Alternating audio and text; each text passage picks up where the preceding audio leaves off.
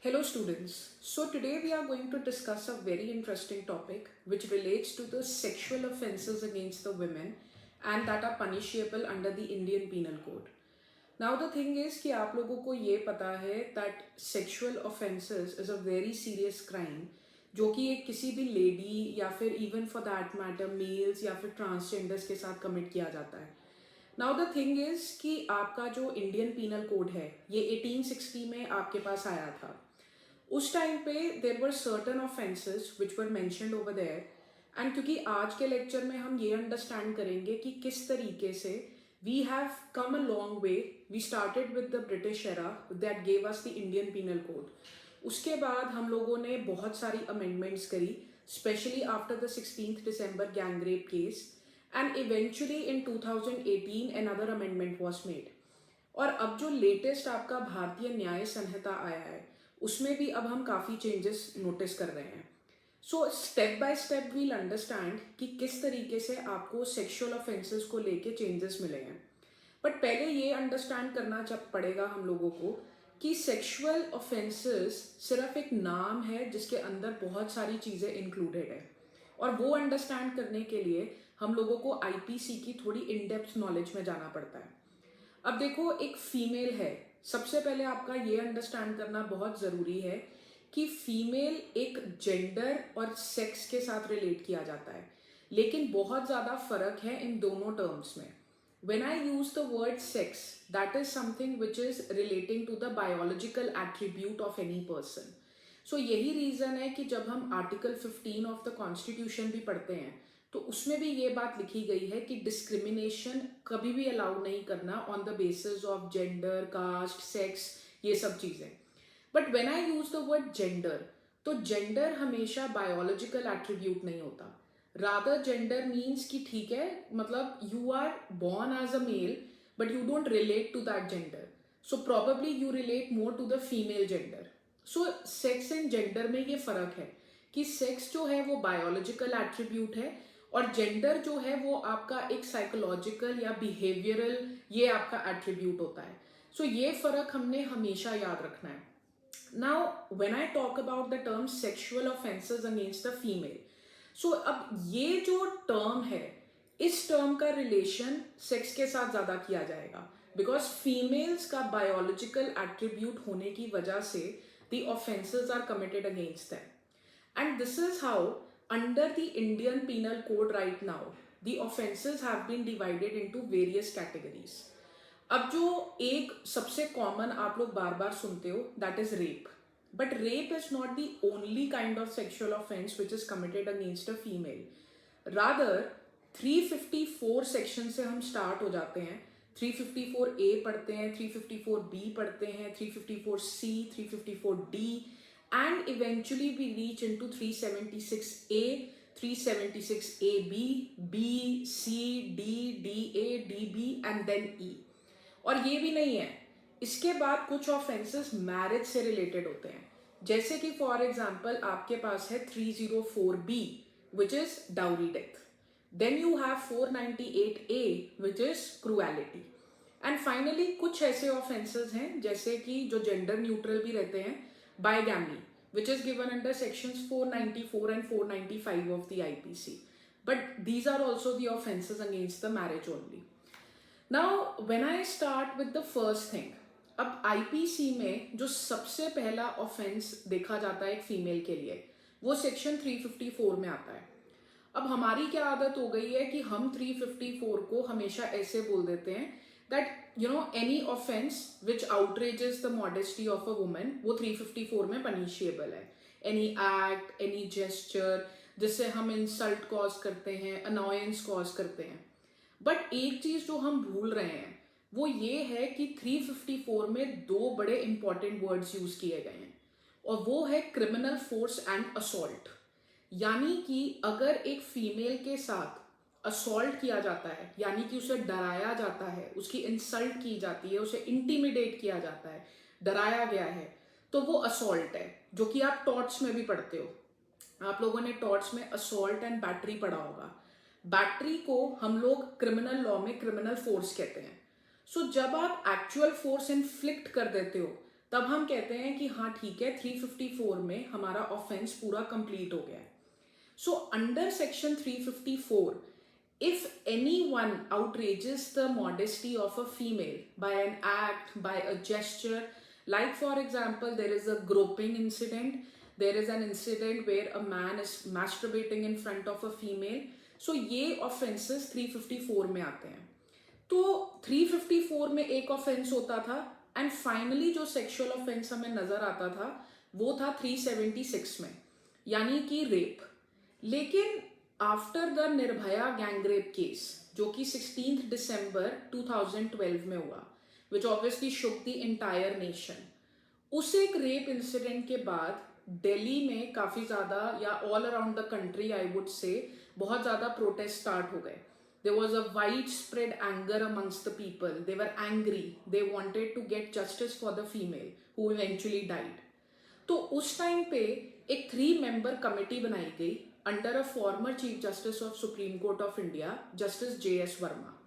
अब उनके साथ थी जस्टिस लीला सेठ, और इन लोगों ने मिलके हमें कुछ रिफॉर्म्स दिए जिसे हम कॉमनली जानते हैं criminal law amendment act of the 2013. अब इस एक्ट ने, इस अमेंडमेंट एक्ट ने आपको काफी मेजर चेंजेस दिए. अभी तक हमारे पास या तो 354 था या फिर सीधा 376 था. यानी कि अगर कोई इंसान लड़की के साथ सेक्सुअल फोर्सेबल इंटरकोर्स नहीं करता तो वो 354 में ही कवर होगा, इसके अलावा कोई ऑफेंस ही नहीं बनता था. लेकिन इस अमेंडमेंट के बाद हमने कुछ sexual offences which includes assault and force, हमने उसको इंट्रोड्यूस किया. Like for example 354A, 354B, 354C and 354D were added. Now when I use the word 354A, तो उसका टाइटल है सेक्सुअल हरासमेंट. और सेक्सुअल हरासमेंट का मतलब है कि अगर आप पोर्नोग्राफी भी दिखाने की कोशिश करते हो लड़की को फोर्सेबली, या फिर आपने किसी भी तरीके का सेक्सुअली कलर्ड रिमार्क पास किया है, सो that is also a part of sexual harassment. Then they brought in 354B, when you are using criminal force or you are using assault with an intention to disrobe a female, यानी कि आप उसके कपड़े उतारने की कोशिश कर रहे हैं, आप उसके साथ फोर्सेबली ये चीज कर रहे हैं, या फिर आप उसको इतना असॉल्ट या इतना क्रिमिनल फोर्स यूज कर रहे हो कि उसको ये बोला जा रहा है that you have to disrobe yourself. So that is an offence under 354B. फिर आया 354C, that is voyeurism. That is when in a very private moment a female is either in the changing room, she is using the washroom, she is in the loo, and उस time पे जब आप उसको film करते हो तो उसे हम कहते हैं voyeurism. Finally 354D which is stalking. तो स्टॉकिंग इंक्लूड करता है आपका physical stalking as well as आपका ऑनलाइन स्टॉकिंग. तो cyber stalking and physical stalking. So this is 354D. So the point is that prior to the 2013 amendment हमारे पास ये 4 provisions थे नहीं.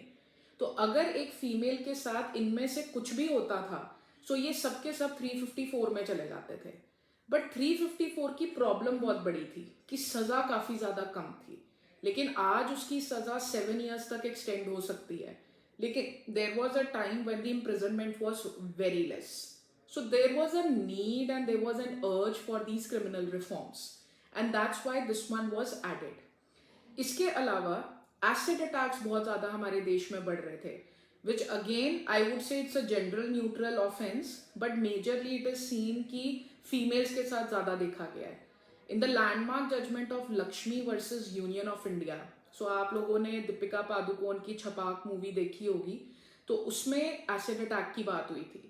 So there was a petition filed in the Supreme Court of India कि acid की cell के ऊपर एक रोक रखी जाए, प्रोहिबिशन रखा जाए.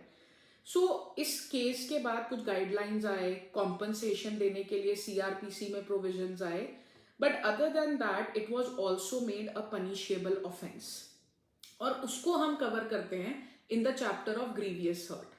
सो sections 326A and 326B, they were also added by the 2013 amendment.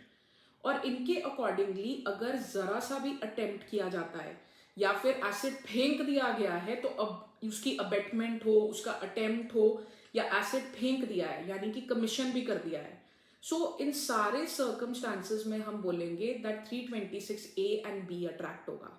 So this is not, I would say it's not entirely a sexual offense, but yes, if I talk about the females, it is majorly towards them. So this was also added by 2013 amendment. So इन सारे sections के साथ एक section और attract होता है जो आप newspapers में पढ़ते होगे या आपने cases में देखा होगा. That is section 509.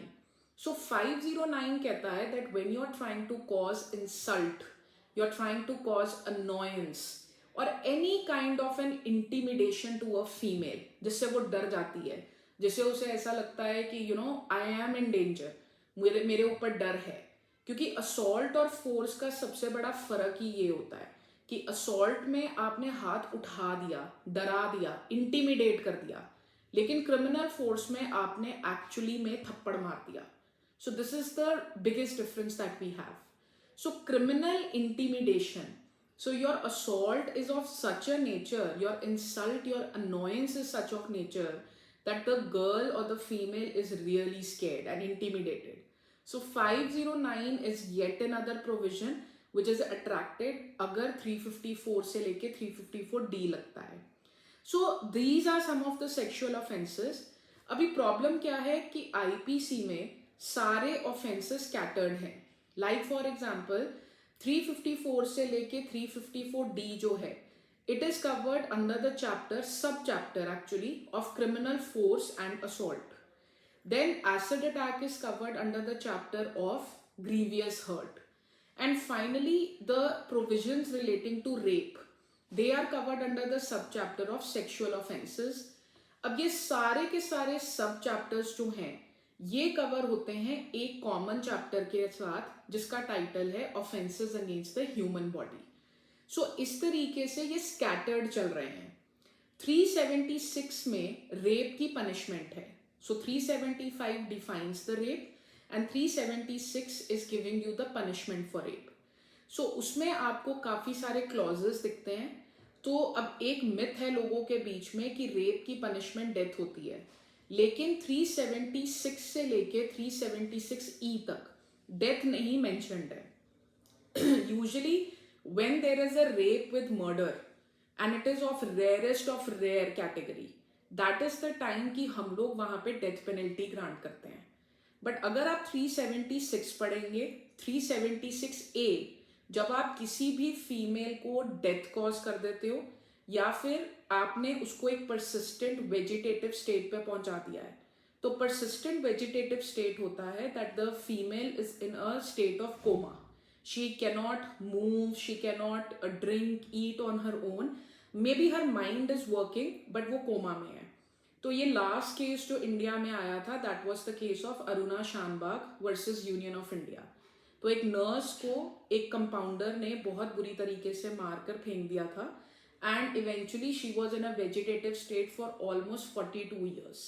So उन्होंने गवर्नमेंट से, सुप्रीम कोर्ट ऑफ इंडिया से एक्टिव यूथैनेसिया के लिए प्रे किया था. सो सुप्रीम कोर्ट ने डिनाई कर दिया था क्योंकि उस टाइम तक बात ये थी that right to die is not a part of right to life. But then after her case in 2018 and then again in 2023, certain guidelines have been laid down that euthanasia can be allowed, mercy killing, in a very limited way, in a passive manner. So every person has the right to die with a dignity, so that can be allowed. So 376A में अगर आप ऐसी कोई चीज किसी female के साथ करते हो तो आप कम से कम 20 साल के लिए जेल में जाओगे, और 20 साल के अलावा आपकी जो इम्प्रिजनमेंट है for the reminder part of your life भी एक्सटेंड हो सकती है. So this is yet another sexual offense. 376B कहता है, पहले इसमें एक AB भी है. AB was added after the 2018 amendment. So if you are trying to rape a female below the age of 16 years, so that is a very serious offense now. So it's a rape. It's a very serious offense. तो POCSO तो लगेगा ही लगेगा, लेकिन अब वो IPC में भी punishable है.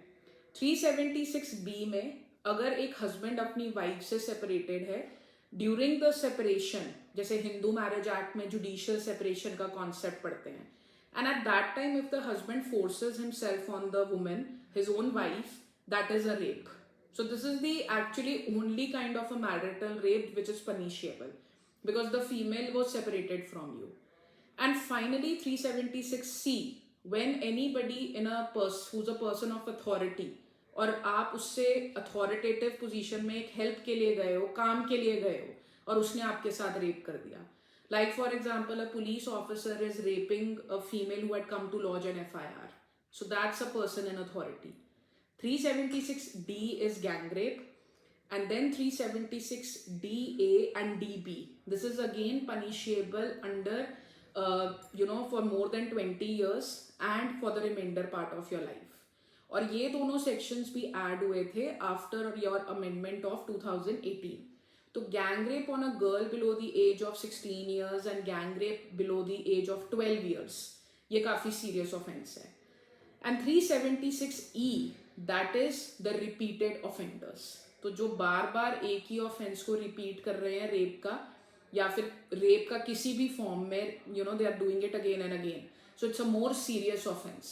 सो इस तरीके से 376 से लेके 376E तक, इंक्लूडिंग द पॉक्सो, क्योंकि पॉक्सो का प्रोविजन लगेगा अगर माइनर लड़की इन्वॉल्व है. सो इस तरीके से we are covering the sexual offenses under your IPC. So when I talk about offenses against the female specifically, तो वो marriage related होते हैं, जैसे कि cruelty under 498A and 304B, that is dowry death. So cruelty, obviously it doesn't include sexual offense per se, but if she says that my husband has been raping me, there has been a mental cruelty, it might be included over there. So that's included, but it's not as such recognized as a separate marital rape offense. वो नहीं है, cruelty है.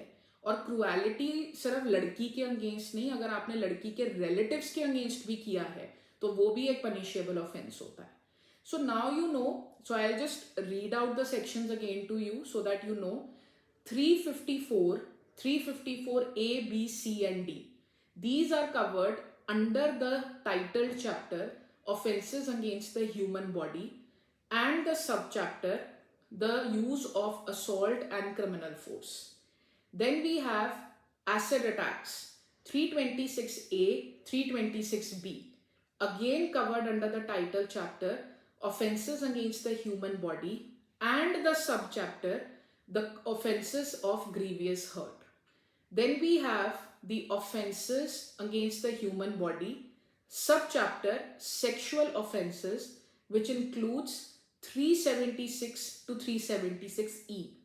Then eventually we have 509, that is criminal intimidation. So when you cause any insult, annoyance so as to outrage the modesty of a female. And then there are offenses in a marriage which include cruelty, 498A, and dowry death, 304B. So ये IPC के under है. अब ये IPC में क्योंकि इतने scattered sections हैं, तो भारतीय न्याय संहिता में एक सिंगल चैप्टर बना दिया गया है, and that has been titled as offenses against the women and children. So whatever offenses you see which are scattered now, अब ये सारे offenses इसी चैप्टर में हो गए हैं. So हम 63 सेक्शन से स्टार्ट होते हैं and finally going up to like section 90 तक हमारे ये सारे offenses cover हो जाते हैं against the women. So now we have one simple chapter relating to the offenses against the women, so which covers everything which is already there in the IPC. लेकिन एक नई चीज ऐड हो गई है which is section 69. So when there is a false promise of marriage, क्योंकि ये वाला सेक्शन काफी ज्यादा डिबेट में भी था, सो लेकिन अभी तक इसको लेके कोई डिसीजन नहीं हुआ है कि इसको निकालना है रखना है, तो अभी तो ये फिलहाल है हमारे प्रोविजन में.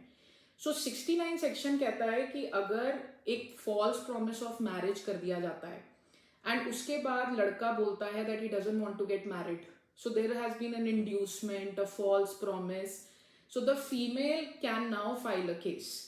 But the wordings of 69 very clearly say that it will not amount to rape, but it is still an offense. It is an offense that if you make a false promise of marriage and you don't marry the girl. So, but the burden is always going to be on the girl now, because the girl will have to prove it in the court that a promise that was made was actually false in nature. मतलब शुरुआत से ही intention धोखा देने की थी. तो अगर वो ऐसा प्रूव कर नहीं पाएगी तो वो फिर केस आगे नहीं जाएगा. Because 69 section majorly is going to cover all the sexual relationships which are consensual in nature. But because the boy then refused to get married, so इसीलिए इसको लेके अब प्रॉब्लम होगी. तो लेकिन ये बड़ा कंट्रोवर्शियल सा सेक्शन है, तो देखते हैं जुडिशरी इसमें क्या इंटरप्रिटेशन देगी once it comes into force. Because अभी भी रिसेंटली कुछ हाई कोर्ट्स ने ऐसे डिसीजंस दिए हैं जिसमें बोला है कि अगर पेरेंट्स मना कर देते हैं लड़के के, if the boy's father says that he doesn't want to marry, want his son to marry the girl, so we can't do anything in that. So parental no अगर आ जाती है तो फिर क्या कर सकते हैं. So that's what the court has also said. So these are the sexual offenses against the females. When it comes to the minors अगर लड़कियां हैं तो उनके साथ पॉक्सो भी लगता है. बट पॉक्सो का लॉ का नेचर हर तरीके के माइनर को कवर करता है. So it's not just female centric, it also is applying to the boys as well as the transgender community. So anyone who is a minor and reports a sexual offense, it's going to be punishable under the POCSO Act. But if it is a female, the provisions of IPC will also be attracted along with the POCSO. Other than that, एक और offense है which is again not directly sexual but an offense against the female, which is the Domestic Violence Act of 2005, which also includes the women in the live-in relationships. So क्योंकि live-in relationship एक ऐसा word है जो आपको किसी law में लिखा हुआ नहीं मिलता. लॉ में जो वर्ड मेंशन्ड है वो है relationship in the nature of the marriage. So and it is not like that you are just staying together on a weekend and it's a live in relationship. No, not at all. You have to prove, the presumption is going to be before the court that if they are living together, they are in the nature of marriage only. So ये भी एक act है. So आज इस lecture में आपको एक gist मिल गया है that किस तरीके से ऑफेंसेस जो फीमेल्स के साथ होते हैं उनको हमने आईपीसी में किन सेक्शंस में रिकॉग्नाइज किया हुआ है. And sexual offences in the marriage, acid attacks, kidnapping, abduction, ये सब ऑफेंसेस हैं जो फीमेल्स के साथ किए जाते हैं. So other than the IPC there are special laws also like the domestic violence act, जिसमें again the domestic violence has to be stopped. An interesting thing for you to know is that domestic violence सिर्फ एक wife के लिए नहीं होता. Any female who's living in a domestic setting, a mother, a sister, anyone, so they all can file a case that if they are beaten up by their own family in a domestic setting. So this is all for today. So आज आपको पता चल गया कि sexual offenses कौन से sections में recognized हैं. Now in this same series of this lectures, the next thing that I'm going to discuss is that is section 354 to 354D. That what are these 5 offenses which are involving assault and criminal force. और इन 5 sections के साथ हम cover करेंगे section 509, क्योंकि ये judiciary के लिए भी बहुत important है, ये आपके semesters के लिए भी बहुत important है, and in any ways just in your routine life these are very important sections for your knowledge. You should know that 354 और 354D तक हम क्या जानते हैं कि किस तरीके का सेक्सुअल ऑफेंस है फीमेल के साथ. So in the next lecture that we meet we are going to discuss 354 to 354D. So thank you very much. I hope you enjoyed the lecture. Thank you so much. See you soon.